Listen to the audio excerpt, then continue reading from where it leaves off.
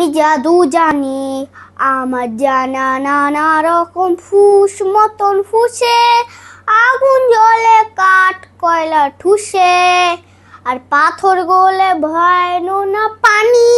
আমি জাদু জানি, আমার জানা নানা রকম ফুস মতন ফুসে, আগুন জ্বলে কাঠ কয়লা ঠুসে, আর পাথর গলে ভয় না পানি।